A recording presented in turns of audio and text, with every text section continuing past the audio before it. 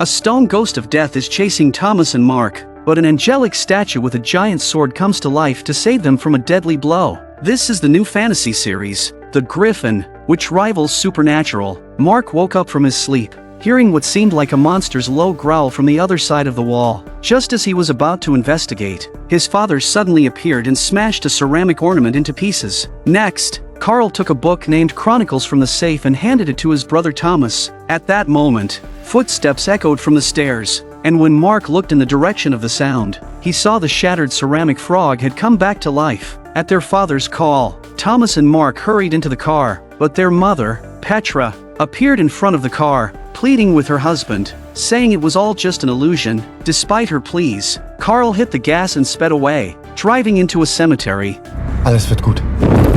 10 years quickly passed by. Today is Mark's 16th birthday. Since his father's death, he has returned home to live with his mother. Meanwhile, the rebellious Thomas opened a cassette tape shop. After school, Thomas was already waiting for Mark at the school gate, and then they drove to the tape shop. Thomas took out Chronicles and told Mark that every male in their family must sign their name in the book at the age of 16 to embrace their destiny and enter the legendary Dark Tower to fight various monsters. Mark dismissed it as just the rantings of their father during his madness, surprised that anyone would believe such tales unless he could see those monsters with his own eyes. But Thomas confidently pulled out a pen. Reluctantly, Mark signed his name. As soon as he put pen to paper, a strong sense of dizziness overwhelmed him. A dark space appeared before his eyes, and even the last stroke of his name was crooked. Other signatures on the paper are similarly crooked. Driven by curiosity that night, Mark opened Chronicles. He discovered it contained detailed descriptions of various monsters and their habits,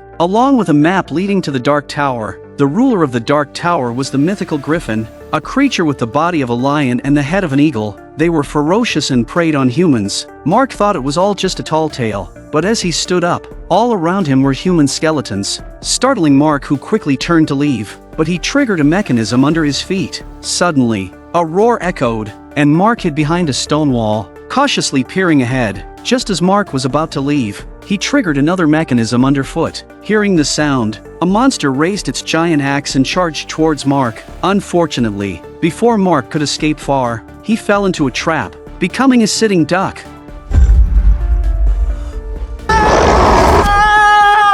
It seemed like everything was just a dream, but it felt too real to be merely a dream. Mark found Thomas, wanting him to produce evidence that the Dark Tower truly existed. They then drove to the cemetery where their father had taken them. The evidence Mark wants is hidden here. Thomas and Mark climbed the ladder along the outer wall to the rooftop. Mark felt a bit afraid of heights, but Thomas assured him that signing his name in the Chronicles meant inheriting their ancestors' abilities. Indeed, once Mark climbed the roof ridge, he no longer feared heights. Even balancing with ease, they climbed through a window into the attic. This place, created by their ancestors, was protected by magic. Then, Thomas opened a suitcase and took out a wooden box, but it was empty inside. Just as Mark was puzzled, a steel needle popped out from the box, instantly piercing his finger, drawing blood. Suddenly, a secret compartment appeared on the floor, and Thomas and Mark examined it, finding a seemingly ordinary lead hammer. The lead hammer, as if drawn by some force,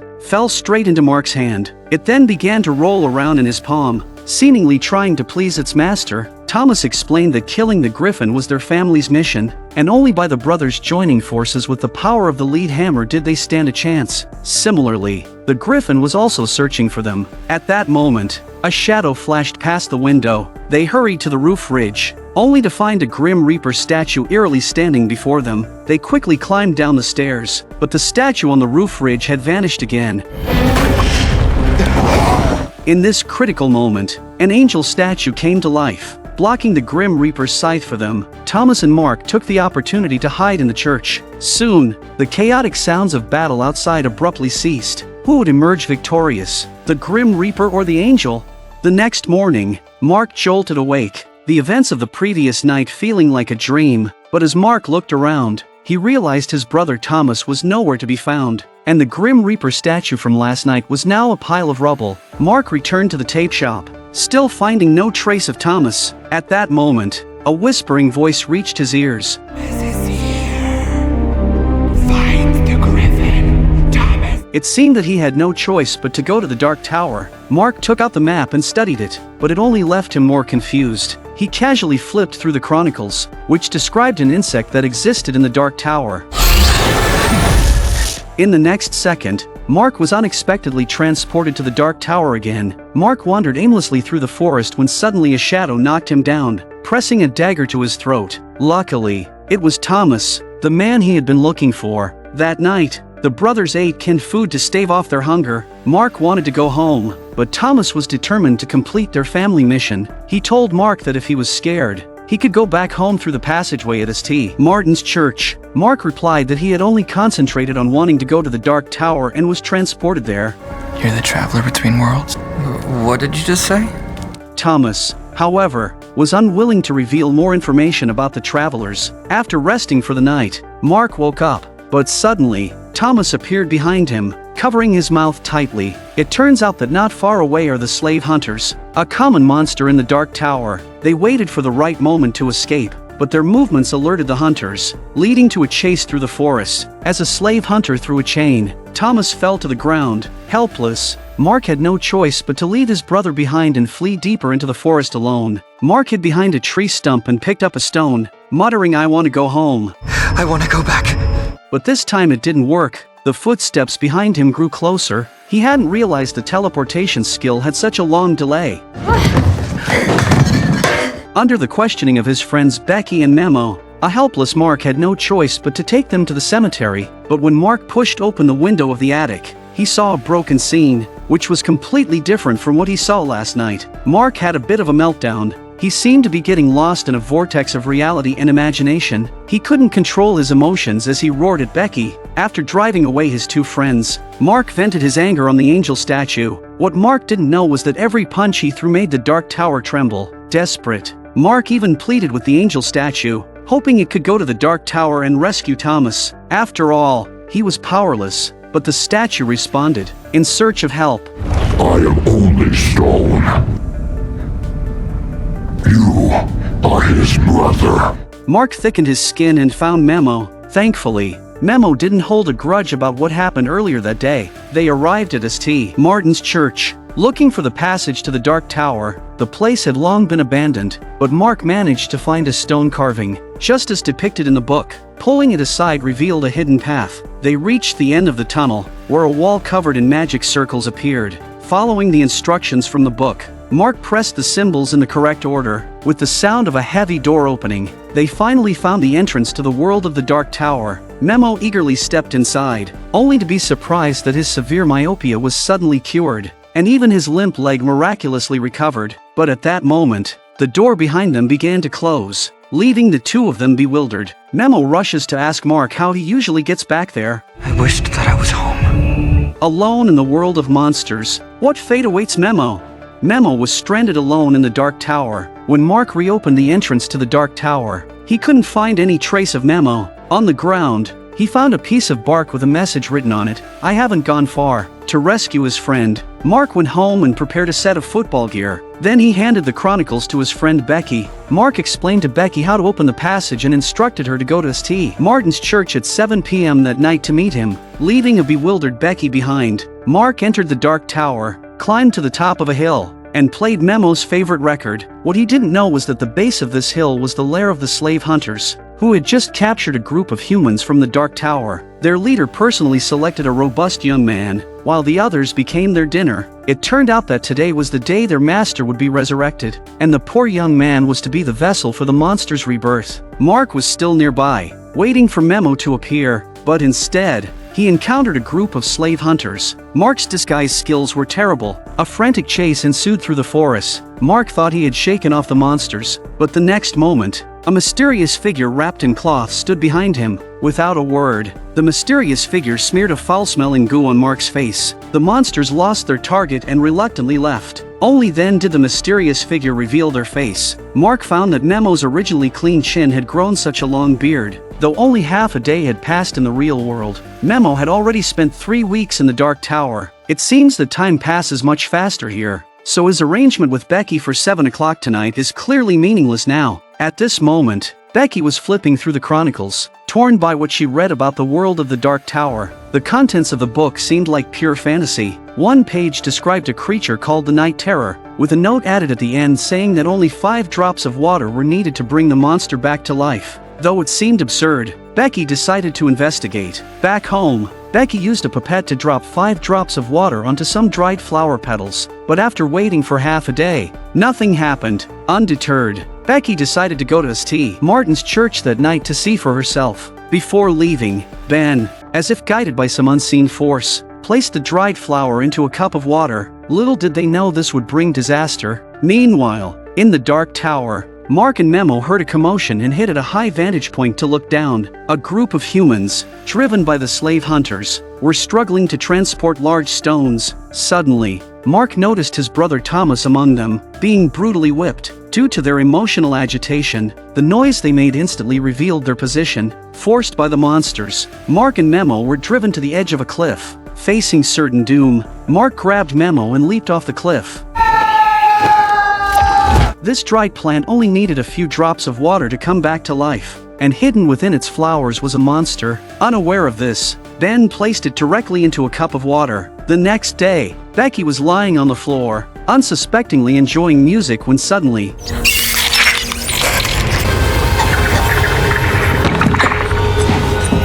but Becky proved to be quite tough. She struggled to retrieve a clip from the drawer and, shoving it down her throat, she forcibly extracted the monster and threw it into the trash can. Then, Becky poured an entire bag of salt into the trash can. The monster struggled fiercely for a while before turning into a wisp of smoke and finally becoming still. At this moment, Becky finally believed in the world of the Dark Tower as described in the Chronicles. The scene shifts to Mark and Memo, who were preparing to head to the Dark Tower again. When they arrived at St. Martin's Church, a group of men in white coats suddenly rushed out and pinned them down. Their goal was to take Mark to a mental hospital. It was at this critical moment that a man in a hoodie suddenly appeared from around the corner and quickly overpowered his attacker in a brutal manner. With no witnesses, the murder charges would clearly be pinned on Mark and Memo. Nevertheless, they took advantage of the chaos and hurried into the Dark Tower. Outside the church, Mark's mother was quietly observing everything. It turned out that she was the one who had contacted the mental hospital, intending to have her son committed.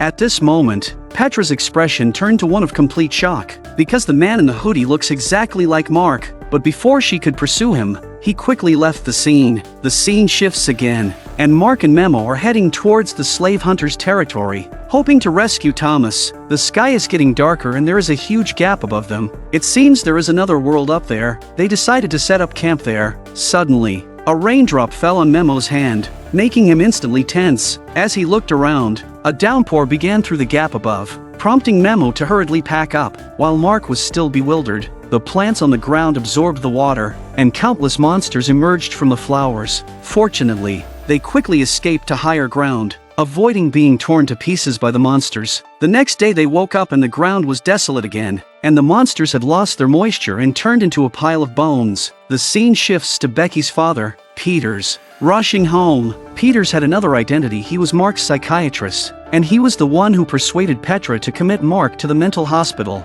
At that moment, Peters pulled out gasoline and lit a fire, then unbuttoned his shirt. The hoodie Peters is wearing is identical to the man who appeared in the church, and there's blood on the jacket. It was clear that Peters was the man who appeared in the church, but why could he change identities? And why did he want to frame Mark for murder?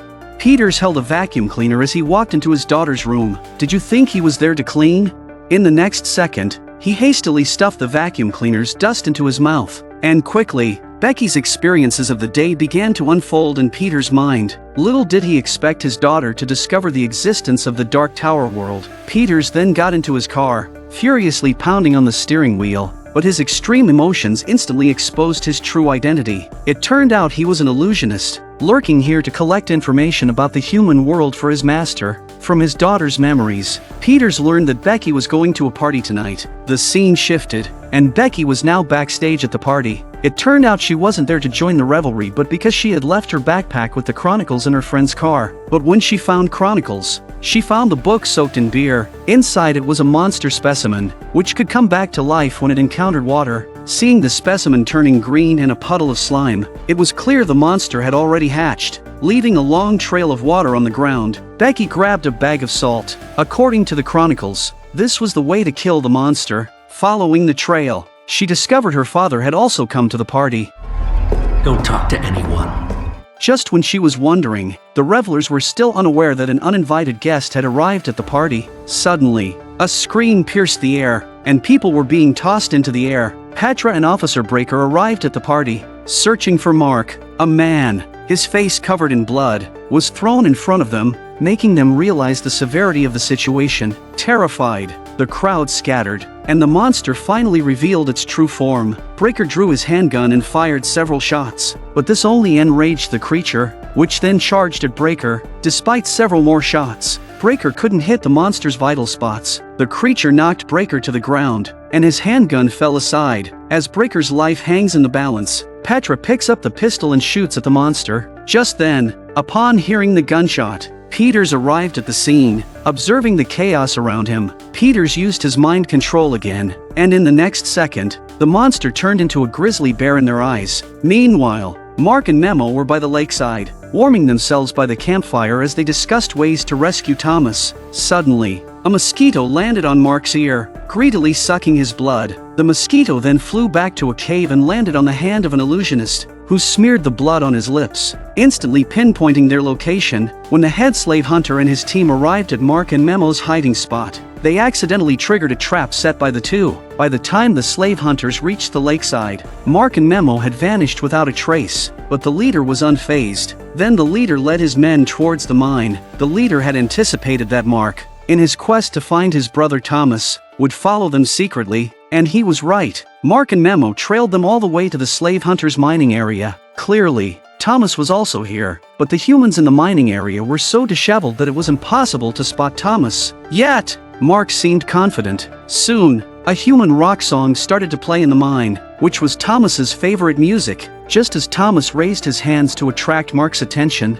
he was knocked up by a hunter from behind and dragged into the mine. Knowing where Thomas was, Mark immediately conceived a wild plan. At midnight, Mark closed his eyes and transported himself to an unknown location. Meanwhile, Memo threw a rock down the mountain. It was clearly a diversion tactic. Sure enough, in the next moment, Mark appeared at the entrance of the mine. However, Mark did not expect that his presence would be detected by a creature guarding the entrance. The creature, wanting to claim the capture of Mark for itself, quickly acted. Mark soon found Thomas hanging in the cave, but as he cut the rope, a gate suddenly fell, trapping them inside. But Mark calmly grasped Thomas's hand, intending to use the abilities of the traveler, only to find it was useless. Thomas then noticed a layer of tar on the walls, which blocked their powers. It was all part of the Gryphon's plan, using the bond between Thomas and Mark to lure Mark here. The Gryphon wanted to devour Mark's powers to escape the Dark Tower and dominate the human world, but Mark doesn't give up hope.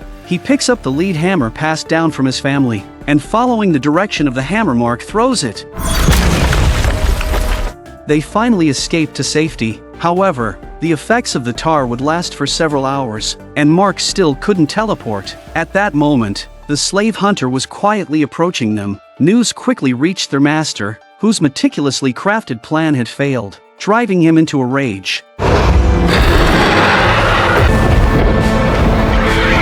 Meanwhile, Mark and his companions arrived outside the passage of St. Martin's Church. It turned out that the sledgehammer in his hand was also a key. Suddenly, the sky darkened as the Gryphon's massive form circled overhead. In the next second, the Gryphon's claws pierced Thomas's body. Using Thomas's voice, the Gryphon continuously taunted Mark, trying to break his spirit. Mark's fury reached its peak, which was precisely what the Gryphon wanted. But suddenly, his father's teachings flooded Mark's mind, revealing that his anger was the very fuel the Gryphon sought. Mark dropped the sledgehammer and, astonishingly, turned and walked away. At that moment, the passage door suddenly opened. After experiencing the strange events at the party, Petra had grown suspicious and sought out Becky to verify if the passage to the Dark Tower world was real. Becky happened to witness the horrifying scene.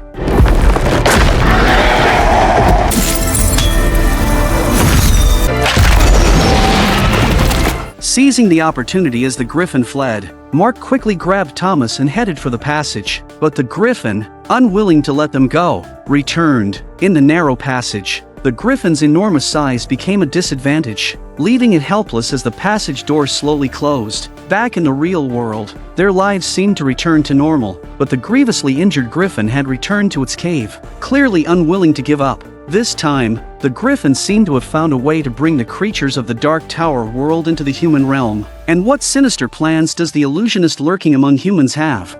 We eagerly await Season 2 of the Gryphon to reveal more.